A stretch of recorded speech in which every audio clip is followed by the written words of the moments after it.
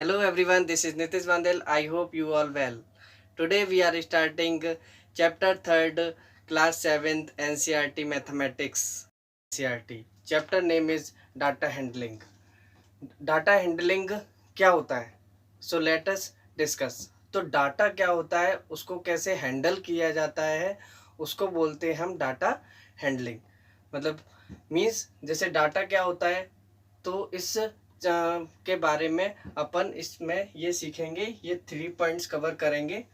Collection data क्या होता है, अर्थमेटिक मीन क्या होता है, एंड रेंज क्या होता है. ठीक है. So let's start. What is data? First of all understand what is data. Data क्या होता है?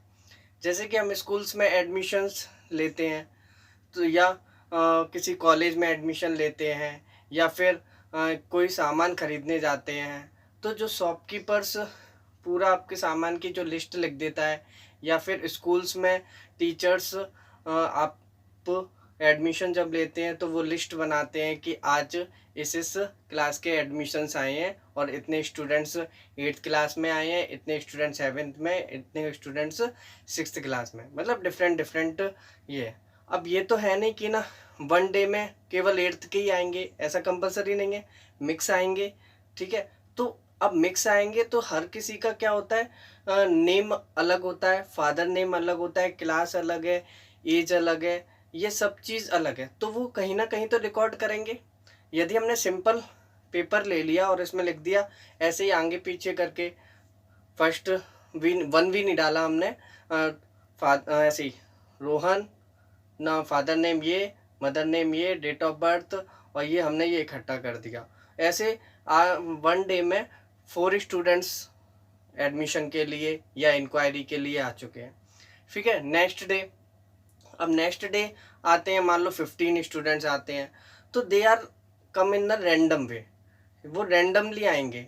कोई ऐसा तो नहीं है कि पहले 6th का आएगा फिर 7th का आएगा. कोई मिक्सअप आ सकते हैं, हो सकते हैं लगातार एक ही पेरेंट्स के 2 बच्चे हैं, 8th और 6th का आ जाए, या 3rd एंड 4th का आ जाए. ठीक है. तो वो जो डाटा जो वो पूरा जो लिखते हैं एक पेज पे या एक रजिस्टर पे, तो वो सब क्या होता है, हमारा डाटा होता है. अब वो डाटा किस तरीके का होता है, वो उस समय ना, यदि कोई पूछेगा कि ना इस स्टूडेंट्स के पेरेंट्स का नाम बताओ. अब जिसने भी इंक्वायरी दी है, उसने अगर नहीं लिखा कि ना इस स्टूडेंट के फादर ये हैं, मदर ये हैं, इसकी डेट ऑफ बर्थ ये, उसने मिक्सअप करके कर दिया है, तो वो डाटा तो है पर उसको सही तरीके से उसने हैंडल नहीं किया है ना. हैंडल नहीं किया है. अब उसने किसी को बताया कि ना फादर का नाम ये है, मदर का नाम ये है, और स्टूडेंट का नाम ये है, क्लास ये है. तो कैसे समझेंगे? हम नहीं समझ पाएंगे, क्योंकि अगर हम स्टूडेंट से पूछेंगे बेटा आपका नाम है, वो अरे ये तो मेरे फादर का नाम है ही नहीं, तो वो कहेगा नहीं ये नहीं है, तो वो क्या हो गया, मिक्सअप हो गया. तो इसलिए स्कूल्स या कहीं भी हम एडमिशन लेने जाते हैं, वो या तो आपको इंक्वायरी फॉर्म देते हैं, या आपका एडमिशन फिक्स हो जाता है तो फिर वो आपको एडमिशन फॉर्म देते हैं. तो एडमिशन फॉर्म में फिलअप आप भरते हैं, नेम अलग डालते हैं, फादर नेम अलग, मदर नेम अलग, date of birth and previous classes या करेंट क्लासेस, जो भी आप एड्रेस वगैरह वो सब फिलअप कर देते हैं. ठीक है. तो वो फॉर्म को कलेक्ट करते चले जाते हैं, 6th का हो या 7th का हो, वो उन्होंने हैंडल कर लिया. अब फॉर्म भी उन्होंने क्या सिस्टमेटिक. अब मान लो कि 5 डेज में 200 के आसपास स्टूडेंट्स का एडमिशन हो चुका है. अब 200 के आसपास का, और उसमें 200 में ये भी नहीं पता कि ना वो 200 में 8th क्लास के कितने एडमिशन हुए हैं, 5th के कितने हुए हैं, या मतलब हमको पता नहीं पड़ रहा है. तो फिर वो भी एक तरीके का डाटा क्या हो गया, अरेंज नहीं है, मतलब हैंडल नहीं है. आपने सिर्फ नेम फादर के लिए तो चलो मालूम पड़ गया. अगर 200 है, मान लो रैंडमली प्रिंसिपल ने, इंक्वायरी ऑफिसर जो भी है, इंक्वायरी टीचर जो भी है, उनसे पूछा कि please take out the dead boys detail of class 8th. अब 8th की डेट ऑफ बर्थ लानी है या उसकी डिटेल लानी है, तो अब वो टीचर क्या करेगा, 200 पे फॉर्म में से वो देखेगा. ठीक है. अब 1 और 2 टाइम कंज्यूम होएगा. टाइम कंज्यूम होगा यदि वो स्टार्टिंग से ही अलग अलग क्लास की अलग अलग फाइल बना लेता है. ठीक है. मतलब कि 6th की फाइल अगर, 7th की अलग, 8th की अलग, 9th की अलग, तो वो क्या कर लिया उसने, हैंडल कर लिया। ठीक है, हैंडल कर लिया उसने। अब प्रिंसिपल जैसे ही मांगेंगे तुरंत वो 8th की फाइल डायरेक्ट लाएगा। 8th की फाइल में जितने भी प्रेजेंट में विद इन 15 डेज में, या जो भी जितने भी डेज में एडमिशन हुए हैं, 5, 6 या 11, 17, तो ओनली 17 पेपर्स में से ही उसको क्या करना पड़ेगा, फाइंड करना पड़ेगा। कहाँ उसे 200 पेपर में से ढूंढना पड़ रहा था, ये भी नहीं पता था कि ना वो उस बच्चे का फॉर्म किस नंबर पे लगा हुआ है ना। तो ये है, तो 17 में, तो ये क्या हो गया, उसने डाटा को अरेंज कर लिया, डिफरेंट डिफरेंट फाइल में उसने डाटा रख लिया। तो वो होता है डाटा को हैंडल करना। कलेक्शन करना क्या हो गया, कलेक्ट किया है, कहीं से इंक्वायरी आई है तो वो कलेक्ट कर लिया है उसने। ठीक है, अब बात करते हैं अर्थमेटिक मीन। ठीक है, अर्थमेटिक मीन का मतलब होता है, इसको दूसरे वर्ड में बोलते हैं अपन, जैसे और एवरेज, एवरेज बोलते हैं। एक्चुअली एवरेज मतलब हिंदी में इसको औसत बोला जाता है, पर आपको मीन भी, ओनली मीन लिखकर भी क्वेश्चन आ सकता है कि मीन निकालिए, अर्थमेटिक मीन निकालिए, एवरेज निकालिए। अगर इन तीनों में से कोई भी वर्ड आते हैं तो सेम चीज़ है कि इसका एक फॉर्मूला होता है, sum of all observation upon number of observation. Getting, I hope you under. तो फॉर्मूला क्या होता है मीन निकालने का, sum of all observation upon number of observation. अब नंबर ऑफ ऑब्जर्वेशन क्या होता है, so let us discuss. Observation क्या होता है, ऑब्जर्वेशंस क्या होते हैं, जो नंबर्स आपको दिए गए हैं। जैसे कि आपसे पूछा गया आपको मुरैना से दिल्ली जाना है, या ग्वालियर से इंदौर जाना है। तो ग्वालियर से इंदौर गए, ये ग्वालियर है, और you want to go to Indore.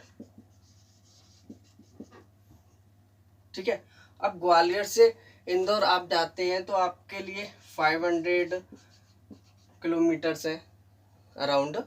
ठीक है, और फिर हमको ऐसे जाना है, अगर हम व्हील 4 व्हील से जाएं या ट्रेन से जाएं, किसी से भी अगर हम जाते हैं तो हम क्या करेंगे, ये हम यहाँ से जा रहे हैं, कवर किया, तो आप ये बताइए क्या स्पीड हर बार सेम रहेगी, मतलब यूनिफॉर्म स्पीड रहेगी, इक्वल स्पीड रहेगी, कि भैया घर से हम चले, ग्वालियर से हम चले और हमने सीधा 100 किलोमीटर पर आवर की स्पीड या 50 किलोमीटर पर आवर की स्पीड से कंटिन्यू चले, ना तो हमने 50 से कम किया, ना हमने 50 से ज़्यादा किया, ऐसा तो चलेंगे नहीं, ट्रैफिक भी आएगा।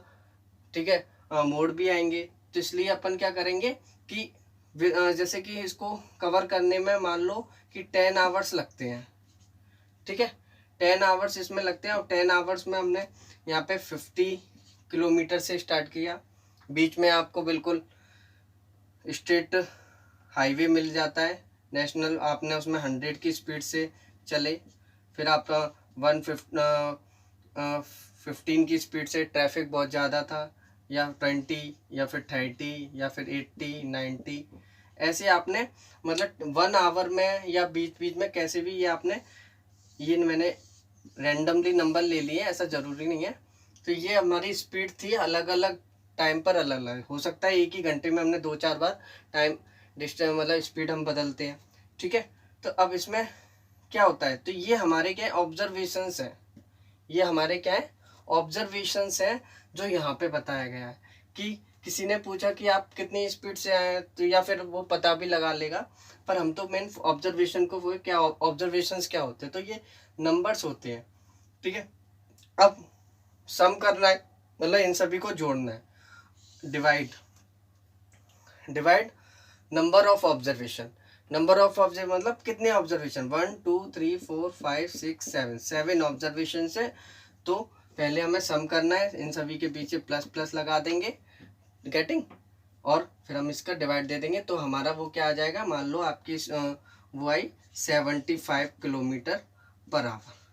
ये आपकी स्पीड आ जाएगी, मतलब टोटल मतलब डिस्टेंस। ये क्या मतलब कि एवरेज आ गया, वो अंदाजा लगा लेंगे कि मतलब कि टोटल मिला के इन्होंने 75 की स्पीड से आए हैं। अब 75 की स्पीड तो है नहीं, तो ये हमारा मीन है, मतलब बीच का एक नंबर आ गया। ठीक है, समझ में आ गया। इसमें मीन निकालने का मतलब सभी का कॉमन एक नंबर ले लिया कि ये है। गेटिंग? ओके। जैसे ना परसेंटेज वगैरह आती है ना, तो परसेंटेज वगैरह हम क्या करते हैं, सभी नंबरों को जोड़ते हैं और टोटल में से डिवाइड दे देते हैं, तो बस वैसा ही है। ठीक है, तो अर्थमेटिक मीन बोले या फिर एवरेज बोले या फिर मीन बोले। गेटिंग? तो ये हमारा फॉर्मूला है, इसके बारे में हम नेक्स्ट एक्सरसाइज 3.1 में हम बात करेंगे। तो उसको एक आध क्वेश्चन सॉल्व करेंगे तो अपन समझ जाएंगे कि कैसे करेंगे। फॉर्मूला बहुत इंपॉर्टेंट है, फॉर्मूले को you should remember. Now we come to range. Range क्या होता है, जैसे कि मैं और आप सामने बैठे हैं और हमारी और आपकी दूरी में एक रेंज है। ठीक है, तो अब यहाँ रेंज नहीं, रेंज एक तरीके से डिफरेंस मान लो, डिफरेंस। ठीक है, तो रेंज को बोले highest value minus lowest value.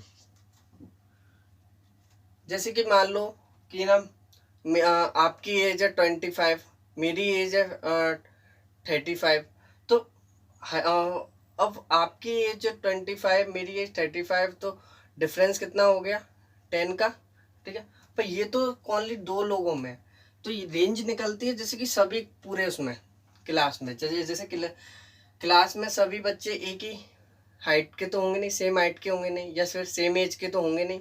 तो सेम एज पे मान लो किसी की एज है 12, किसी की 13, किसी की 14, किसी की 10, किसी की 15, ऐसे है रैंडमली, या किसी की 11। चलो ठीक है, अब इसमें अपन को रेंज पता करनी है कि ना रेंज क्या होता है, कि हाईएस्ट वैल्यू में से जब लोएस्ट वैल्यू निकाल देते हैं तो वो हमारी रेंज हो जाती है। तो ये एज है, तो हाईएस्ट हमारा 15 है एंड लोएस्ट हमारा 10 है। ठीक है, तो इसमें 15 माइनस 10 मीन्स 5। 5 हमारी क्या आ गई, रेंज आ गई, मतलब कि स्मॉलेस्ट, मतलब स्मॉलेस्ट स्टूडेंट जो भी है, मतलब ये यंग स्टूडेंट जो भी है और ओल्ड स्टूडेंट जो भी है, उन दोनों के बीच का डिफरेंस है। या फिर मार्क्स समझ लो, 20 स्टूडेंट है, 20 स्टूडेंटों के मार्क्स के बारे में आपको ऑब्जर्वेशंस दिए गए हैं कि किसी के 20 मार्क्स हैं, किसी के 80 मार्क्स हैं, किसी के 40 मार्क्स हैं, किसी के 30 मार्क्स हैं, मतलब आउट ऑफ 100 में से किसी के 55 मार्क्स हैं। इस तरीके से रेंज फाइंड करना है। तो हाईएस्ट कौन सा है, ये हाईएस्ट है। लोएस्ट कौन सा है, 20, ये लोएस्ट है। तो डिफरेंस बिटवीन, मतलब रेंज का फॉर्मूला लिखेंगे, हाईएस्ट मार्क इज डैश, मतलब डैश नहीं, मतलब माइनस है ये। ठीक है, लोएस्ट मार्क, तो हाईएस्ट में से लोएस्ट, ये जो वैल्यू जो वर्ड है ना, इसकी जगह हम चेंज कर देंगे अकॉर्डिंग टू द क्वेश्चन में अगर हाइट दी गई है तो वी राइट हाइट, एंड अगर उसमें एज दी गई है तो एज, मार्क्स दिया गया तो मार्क्स। कुछ नहीं दिया है, नॉर्मल, पता ही नहीं है कि वो स्पीड है क्या है, तो आप केवल वैल्यू ही लिख देंगे। Getting? I hope you understand collection, data, arithmetic mean, range. ठीक है, ये आपको समझ में आ गया होगा। सो स्टूडेंट्स, यदि आपको यह वीडियो बिल्कुल समझ में आ रही है, if you get informative and interesting and you can understand very well, अच्छे से आपको समझ में आया, तो आप लाइक और डिसलाइक ज़रूर करें। डिसलाइक आपने क्यों किया है कमेंट बॉक्स में ज़रूर बताएं। ठीक है, और अगर आपको ये बहुत अंडरस्टैंडेबल इजी वे समझ में आया, कुछ एग्जांपल्स भी हमने लिए हैं, तो ये इसको आप शेयर भी करें। ठीक है, सो आई होप यू अंडरस्टैंड। इसके बाद हम नेक्स्ट वीडियो में बात करेंगे एक्सरसाइज 3.1, इससे रिलेटेड जो क्वेश्चन है वो डिस्कस करेंगे। पहले आप उन क्वेश्चंस को रीड करना एट घर पर, फिर देन आप इस वीडियो को देखना, तो आप उसमें समझ जाएंगे कि कितना क्या आपने समझा है। यदि आपको सेकंड वीडियो में भी कोई डाउट होता है, नहीं भूल जाते हैं आप रेंज क्या है, रेंज का फॉर्मूला क्या है, तो आप प्रीवियस वीडियो में आके ये रेंज का फॉर्मूला, मीन का formula, what is the other name of mean, ठीक है, उसमें क्वेश्चन में दे दिया कि what is mean, second question में दे दिया व्हाट इज एवरेज। तो एवरेज और मीन बोथ आर डिफरेंट और नॉट? नहीं, both are same. Getting? I hope you understand. So dear friends, thank you and very much, and keep learning.